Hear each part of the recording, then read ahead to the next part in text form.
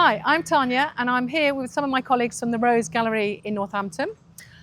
We've come to the Foundry in Basingstoke to meet one of our best sculptural artists, Adam Paddon. We're going to be exploring and looking at in more detail the lost wax process. This is a very labour-intensive process requiring much skill, and we're here to expand our knowledge on this. Let's go meet Adam. We were talking about going from the first thing we start with at the Foundry is the pattern, the thing that we want. So in my case, I wanted a conker. Yep. So I bring in the conker that I've made, and we make a rubber mould. Right. Now that might be a very simple two-part rubber mould, or it might be a more complicated like rubber mould with what we call a jacket. So the jacket is the part that holds the shape of a complicated mould. If you've got legs and things coming off, obviously you're going to need all that supported. So this gets a very, very hot swill from the wax tank, which is about 110 degrees when this is liquid wax. And you'd pour that into your rubber mould. Yep.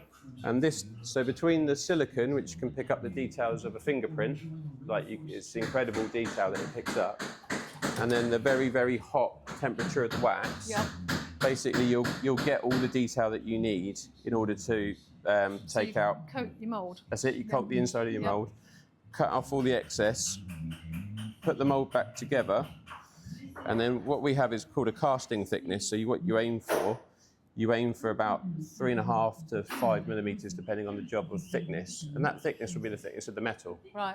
So whatever you make in your wax is what you get in your metal. Okay. So this is hollow, yeah. From that process is when you start putting your runners and risers, the tube system that you saw on it. Yeah. And then you'd end up with a wax that we call it that it's been run up. Run up means that it's got its investment runners and riser system in place, which after that then goes into the investment room, which is the ceramic shell downstairs. So obviously the bit of this that we want is the hand. That's what we're hoping for in bronze. And from that we just talked about this also needs to be hollow, which is why it's got the pins in it as well.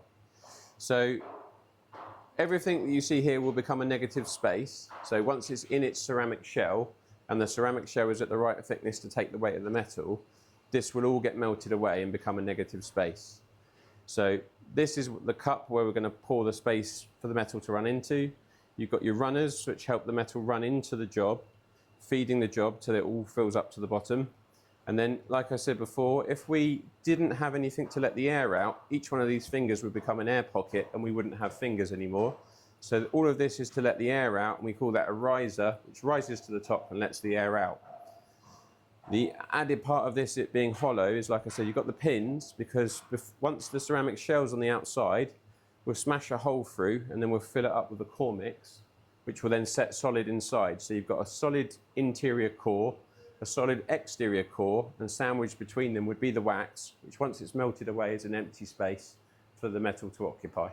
It's like a liquid ceramic slurry, and basically you can see how quickly, with warmth, it dries. So even on your finger, within like a couple of minutes, that will become like a crusty shell, which you see here. Periodically, dip our run-up waxes to build up a thickness over time of this ceramic shell. So we give it a dip, and then we give it a sprinkle with different thicknesses of this molokite, which is a fine china.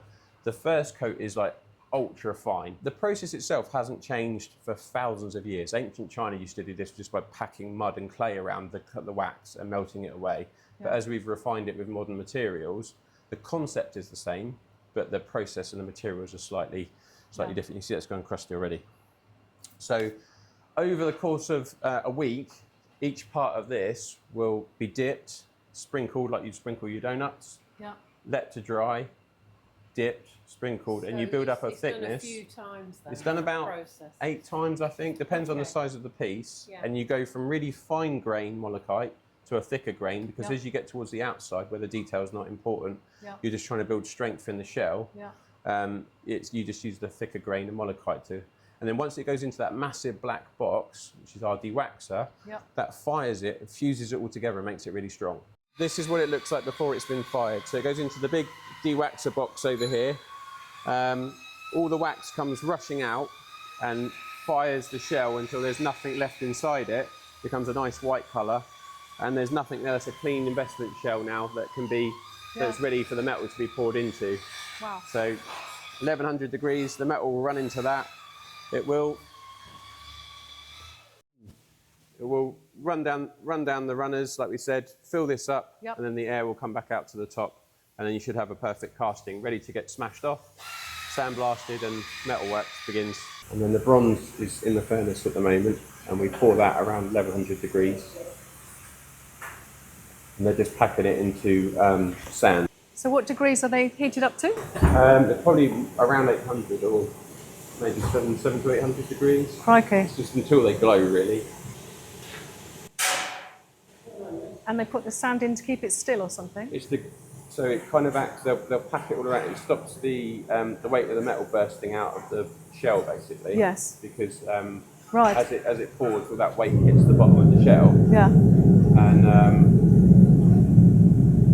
just to kind of keep it all, firstly from moving, and then keeping it all packed in.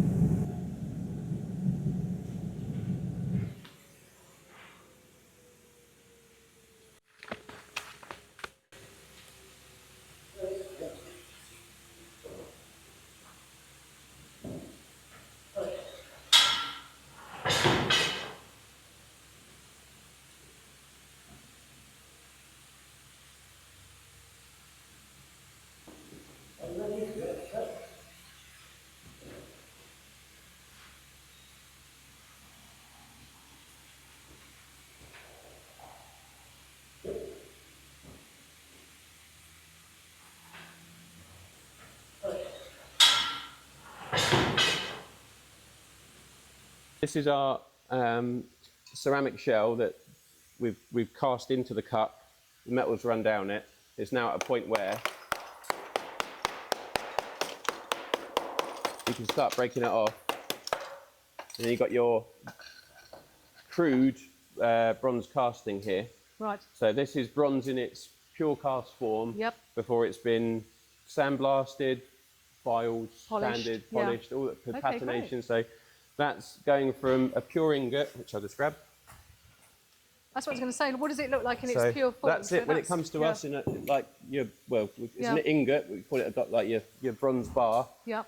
That's what gets melted down in the crucible. Yep. Our crucible pots that we lift out, just make sure nothing's hot. Yep. Is one of these. So obviously you get a bunch of these in the furnace. Yep. So that's just melted down in those blocks into there. Into there, and then that's where you've got your liquid bronze, which you've just seen, or where we've seen cast. This is still be hot for hours, basically. Yeah. So they have to wait for this to cool down before they start cutting it all down. So in actual fact, you could get that block and polish it up, and it would be a If you were to file that, it would be shiny bronze underneath. Oh wow! So this is where the all the metal work gets done. So the raw bronze castings get brought here and brought polished through. Up and they all get worked on. Amazing. So it's actually quite nice to see them sort of shiny in the raw state, isn't it? I mean, that's the thing. The binders work. It works on its own. It doesn't always need the patination. That's probably a sign of good sculpture. Is that it's fascinating and interesting enough on its own that you could just put a wax on that and it would look lovely. So it doesn't always need all the fancy Do you get colours. people that request that? Just to have it as a bronze state? Or you can do what's called a penny bronze, which is you put a very light coat of colour on it and rub it back off, and it's just got the basic lights and darks on it. Yeah, that's amazing. So obviously this would have, I showed you before what the cast crude metal looked like. Yep. And then obviously once you've spent some time on it, you cut all the runners and risers off and you start really sanding and working the surface. And you can bring it up to this lovely finished bronze. Now that's just bronze like polished up basically to a sanded finish. That's before patination goes on. So that's the bit before I get to work my magic on it. Right.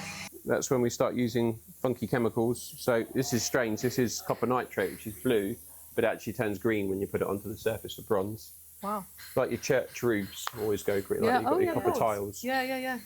That's iron oxide, Yep. which basically is just rust. But that's how you get your nice, rich browns and chestnut colours on bronze, is you put enough iron on top of it, and it turns to that lovely chestnut. So iron oxide and? That and copper nitrate. Copper nitrate. Yeah.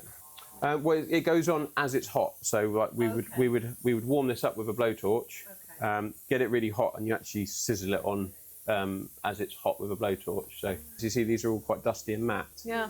But the wax, it's like when you pour water over certain surfaces, like a stone. Pebbles. Imagine a lovely Yeah. stone. Yeah. That's what makes them pop and brings them to life, and that's what the wax does. So the wax goes on over the top, you polish it up, and it looks like it's a all of a sudden glassy finish that brings all the colours to life and makes them all pop.